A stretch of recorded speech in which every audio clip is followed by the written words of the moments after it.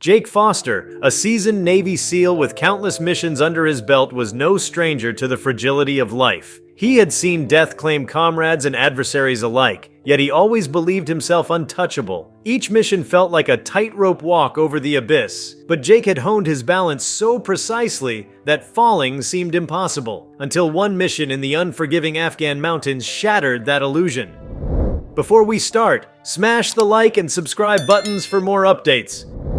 It started like countless others, a top-secret extraction operation deep in enemy territory. Intelligence had reported a high-value target hidden within a fortified compound nestled among the peaks. Jake's team was to infiltrate under cover of darkness, neutralize hostiles, and secure the target. Simple on paper, deadly in execution. The team inserted via helicopter, skimming just above the jagged terrain. Jake felt the familiar rush of adrenaline as he tightened his grip on his rifle. The insertion was smooth, almost textbook. They advanced on the compound with the precision of wolves stalking prey. But the mission took a deadly turn the moment they breached the perimeter. An improvised explosive device, hidden in the entryway, detonated with a ferocity that shattered the night. The blast threw Jake backward, slamming him against a crumbling stone wall. His vision blurred, and his body screamed in agony as shrapnel tore through his flesh. The last thing he heard was the panicked shouts of his teammates and the roar of gunfire before darkness claimed him. Jake expected to wake up in a hospital, surrounded by the sterile smell of disinfectant and the comforting hum of monitors. Instead, he found himself in a vast, featureless void. It wasn't darkness, but a strange, suffocating gray that seemed to stretch infinitely. A weightless sensation enveloped him, and he realized he no longer felt pain. His body, if he still had one, seemed to float, detached from anything tangible. As his awareness sharpened, Jake sensed he wasn't alone. Shadows began to coalesce in the distance, forming figures that shifted and twisted unnaturally. They weren't human, or at least, not anymore. Their eyes glowed with an otherworldly light, and their forms flickered as if caught between realities. They radiated a sense of malice so palpable it made Jake's stomach churn. One figure stepped forward, its voice reverberating like the toll of a bell. "You stand at the threshold, warrior," it said, its tone both commanding and cold. "You have crossed the boundary of life, yet you are not entirely ours. Tell us, what have you learned from the blood you've spilled?" Jake struggled to respond, his mind racing. I fought to protect others, to serve my country, to do what was right." The figure laughed, a chilling sound devoid of warmth. "Right? Protection? These are mortal illusions. The blood you spilled is a currency, traded in the eternal balance of existence. You believe yourself righteous, but righteousness is merely the shadow cast by power." Before Jake could argue, the gray void shifted. Images flickered before him, scenes from his life that played like a macabre slideshow. He saw the faces of those he had killed, some combatants, others collateral damage. Their eyes stared at him, not with anger, but with haunting resignation. They were victims of a world that demanded sacrifices for causes greater than themselves, a world Jake had willingly served. "Why are you showing me this?" Jake demanded, his voice trembling. "I did what I had to do. I followed orders." The shadowy figure loomed closer, its form expanding until it seemed to encompass the void. "And what lies beyond orders? Beyond duty? The truths you've ignored, the questions you've buried, these await you." Before Jake could process the cryptic words, the void shattered. He was plunged into a maelstrom of sensations, light, sound, heat, and cold all at once. When the chaos subsided, he found himself standing in a desolate landscape. The ground was cracked and barren, the air heavy with an acrid stench. Fires burned in the distance, their smoke curling into an ashen sky. He walked, his boots crunching against the scorched earth. The landscape felt eerily familiar, as if it were a twisted reflection of the battlefields he had known. As he ventured further, he encountered figures crouched in despair. Their faces were obscured, their forms hunched as if crushed by an invisible weight. When Jake tried to speak to them, they recoiled, their whispers unintelligible but filled with anguish. "Do you see now?" a voice echoed. It was the same entity that had spoken to him in the void. "This is the residue of your world's choices, the reflection of its violence and greed. Every act of war, every drop of blood leaves its mark." Jake clenched his fists. "This can't be real. This is some kind of twisted nightmare." "Reality is not so easily defined," the voice replied. "What you see is the consequence of humanity's collective will. Your world is a battlefield, but the scars run deeper than you comprehend." As Jake struggled to grasp the enormity of what he was experiencing, the landscape shifted again. He was pulled into another scene, this one startlingly vivid. He stood in a serene meadow, the air filled with the scent of wildflowers and the sound of birdsong. It was a stark contrast to the desolation he had just left, yet something felt off. The tranquility was too perfect, too artificial. From the edge of the meadow, a figure emerged. It was a woman,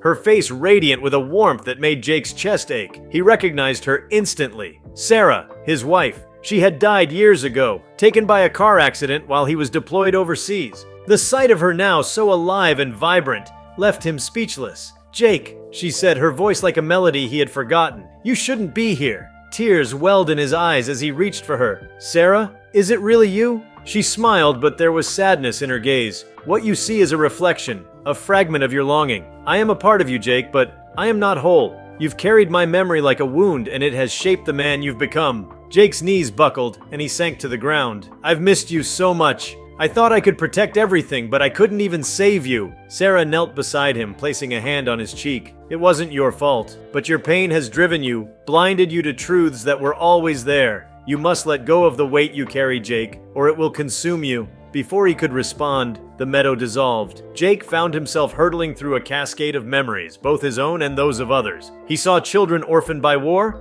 families torn apart by violence, and soldiers like himself grappling with the aftermath of their actions. The overwhelming flood of emotions threatened to break him. And then, suddenly, he was back. Jake gasped as his eyes shot open, the sterile light of a hospital room burning his retinas. Monitors beeped frantically, and the muffled voices of medical staff filled the air. He was alive, pulled back from the brink by sheer force of will, or something beyond his understanding. In the weeks that followed, Jake struggled to reconcile what he had experienced. The memories of the void, the desolation, the meadow, they lingered, vivid and unrelenting. He couldn't dismiss them as mere hallucinations. They felt too real, too profound. Jake began to question everything: his purpose, his past, his role in the cycle of violence. He sought answers, turning to philosophy, spirituality, and the accounts of others who had brushed against death. Each perspective offered fragments of understanding, but none could fully explain the terrifying truths he had glimpsed. Eventually, Jake left the military.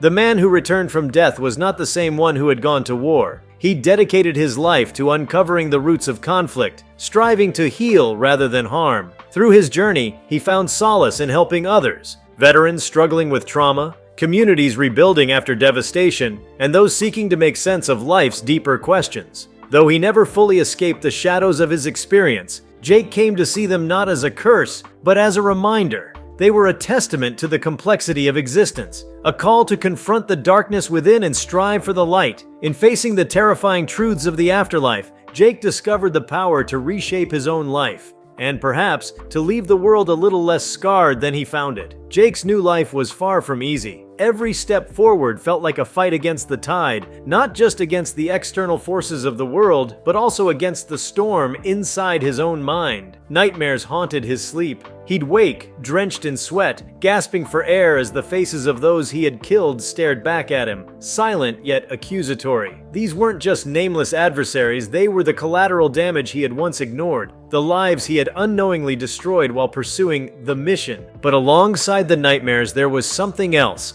A burning sense of purpose. The truths Jake had seen in the afterlife, the stark revelations about humanity's cycles of violence, would not let him rest. He wasn't content to simply bury those experiences under the weight of a new life. They demanded action, demanded understanding. Jake began to piece together what he had seen, driven by the belief that the universe had offered him a glimpse of something crucial. His step was to understand his own mind. He began therapy, something he'd once dismissed as unnecessary. He worked with a counselor who specialized in trauma, digging into the layers of guilt, fear, and anger that had accumulated over years of combat. At first, the sessions were excruciating. Talking about his emotions felt alien, even weak. But over time, Jake came to see vulnerability as a different kind of strength. The counselor encouraged him to confront the ghosts of his past, not to vanquish them, but to learn from them. One night, during a particularly vivid nightmare, Jake found himself back in the gray void. The shadowy figures returned, their presence as oppressive as ever. This time, however, Jake felt less fear and more resolve.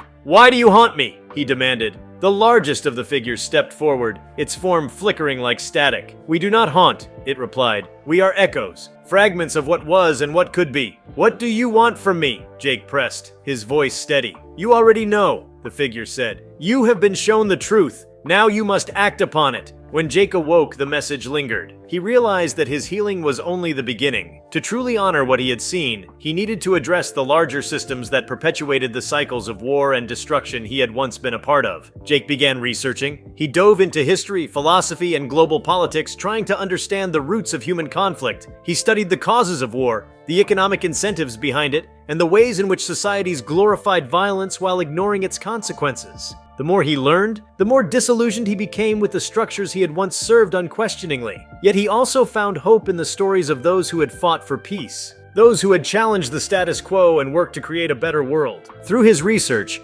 Jake connected with a group of veterans who had undergone similar transformations. These men and women, once warriors like him, had dedicated their lives to promoting peace and addressing the underlying causes of conflict. They called themselves the Second Front, a name that symbolized their shift from soldiers of war to soldiers of change. Jake found a sense of belonging among them that he hadn't felt since his SEAL days. Together, they worked to support communities affected by violence, advocate for policy changes, and educate others about the true costs of war. One of their first missions took Jake to a small village in South Sudan, a region ravaged by civil war. The village had been caught in the crossfire of warring factions, its people left to rebuild with almost no resources. Jake and his team worked alongside local leaders, helping to construct homes, dig wells, and establish schools. It was hard, grueling work, but it was also deeply fulfilling. For the first time, Jake felt like he was creating something instead of destroying it. During his time in South Sudan, Jake met a young boy named Kamal. Kamal had lost his entire family to the conflict and had been living alone, scavenging to survive. Despite his hardships, the boy had a spark in his eyes,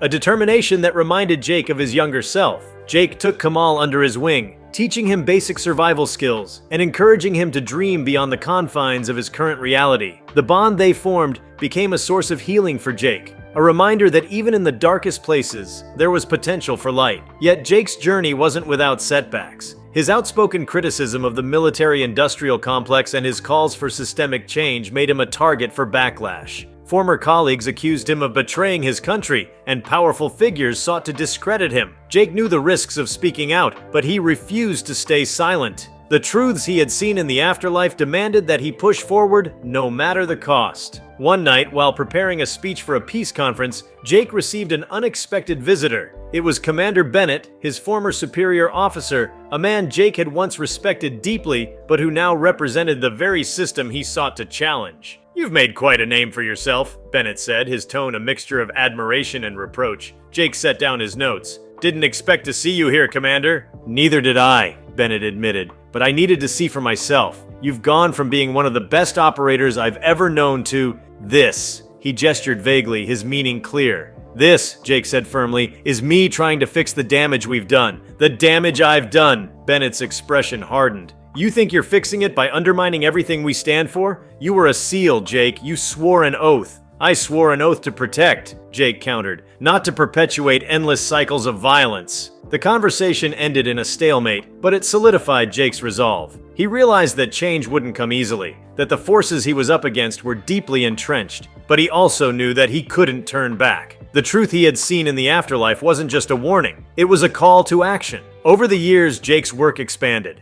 He became a sought-after speaker, sharing his experiences with audiences around the world. He wrote a book detailing his journey, from his time as a Navy SEAL to his near-death experience and the revelations that followed. The book sparked widespread discussion, challenging readers to reconsider their assumptions about war, morality, and the human condition. Jake also collaborated with scientists and researchers studying near-death experiences. He shared the details of what he had seen, hoping to contribute to a greater understanding of the phenomenon. While some dismissed his accounts as hallucinations, others found them compelling evidence of a deeper reality. Jake didn't care whether people believed him or not. His focus was on the impact of his message. One of the most transformative moments of Jake's journey came during a visit to Hiroshima, Japan. Standing at the Peace Memorial Park, surrounded by reminders of the devastating power of human conflict, Jake felt a profound sense of connection to the people who had suffered there. He met with survivors of the atomic bombing, listening to their stories of loss and resilience.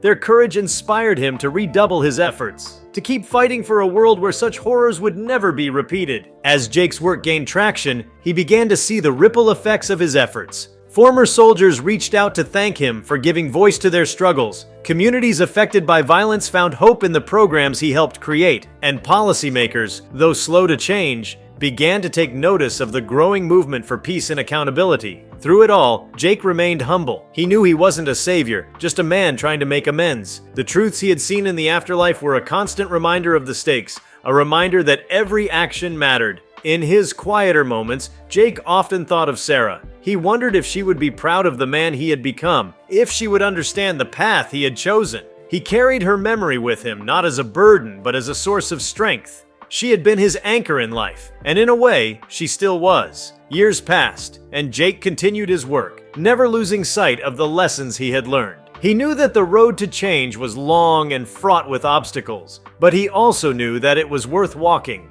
The terrifying truths he had seen in the afterlife had stripped him of illusions, but had also given him a gift, a clarity of purpose that few ever achieve. Jake Foster's journey continued to evolve in ways he could have never foreseen. The afterlife's terrifying truths had planted seeds in his soul, seeds that began to grow into questions about existence, morality, and humanity's place in the cosmos. These weren't abstract musings, but deeply rooted inquiries that demanded action. For Jake, the boundaries of life and death, war and peace, and even time and space no longer felt distinct. Instead, they were threads in a larger tapestry he was now trying to unravel. One night, during a late flight back from a peace conference in Geneva, Jake stared out of the plane window at the endless expanse of stars. He couldn't help but think about how small humanity's conflicts were in comparison to the vastness of the universe.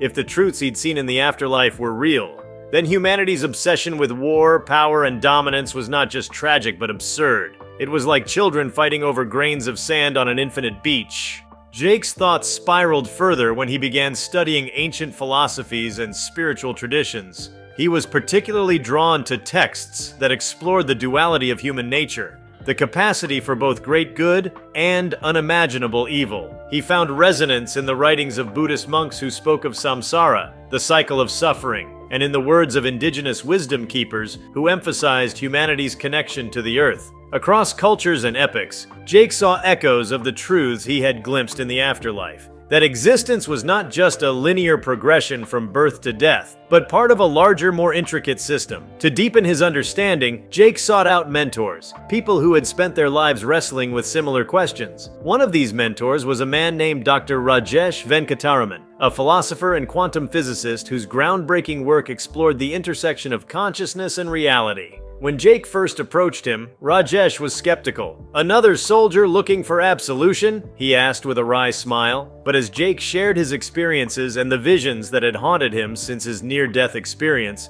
Rajesh's skepticism gave way to intrigue. Over the next year, Jake worked closely with Rajesh, diving into complex theories about the nature of existence. They discussed everything from quantum entanglement to the possibility of parallel realities. Rajesh's work proposed that consciousness itself was a fundamental force in the universe, one that shaped reality as much as gravity or electromagnetism.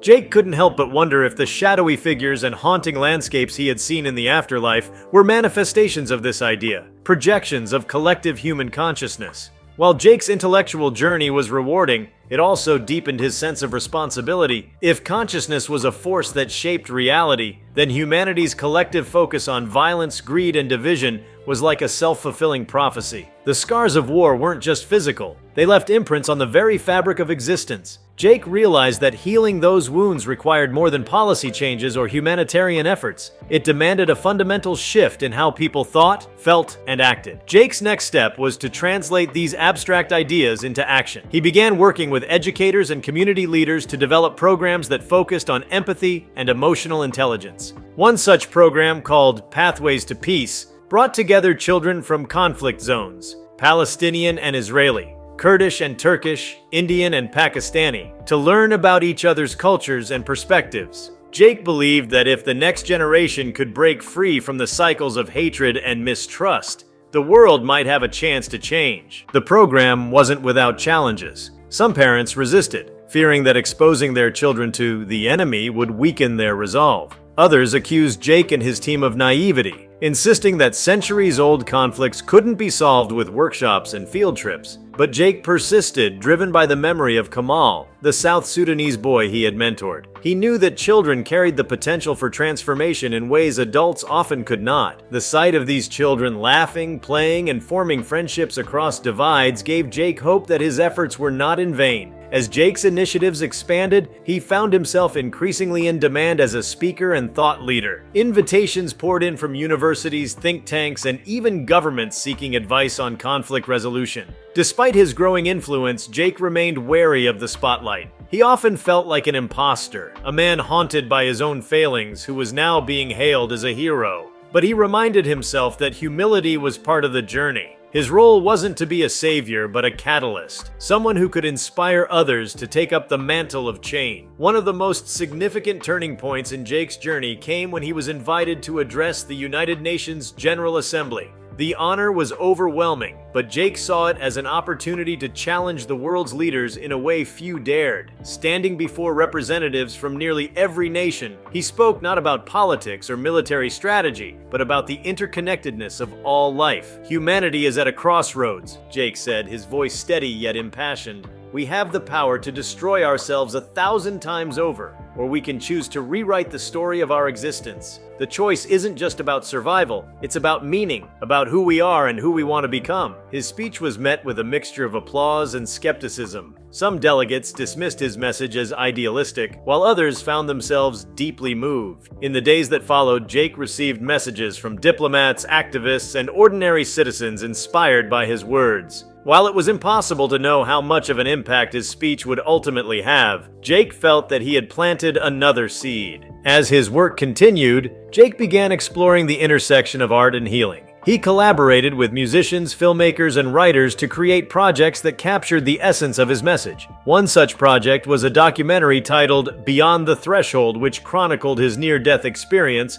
and the revelations that followed. The film included interviews with scientists, philosophers, and survivors of war, weaving together a tapestry of perspectives on life, death, and what it meant to be human. The documentary garnered critical acclaim and reached audiences worldwide, sparking conversations in classrooms, coffee shops, and boardrooms alike. Despite his outward success, Jake's inner journey was far from complete. The truths he had seen in the afterlife continued to challenge him, pushing him to question even his own motives and actions. Was he truly making a difference, or was he just trying to assuage his guilt? These doubts often kept him awake at night, but they also kept him honest. Jake knew that true transformation wasn't about achieving perfection. It was about striving, about continually seeking to align one's actions with one's values. In one particularly introspective moment, Jake returned to the site of the mission that had nearly claimed his life. The Afghan mountains were as stark and unforgiving as he remembered, yet there was a strange beauty in their ruggedness. Standing at the edge of the crumbled compound, Jake felt a surge of emotion.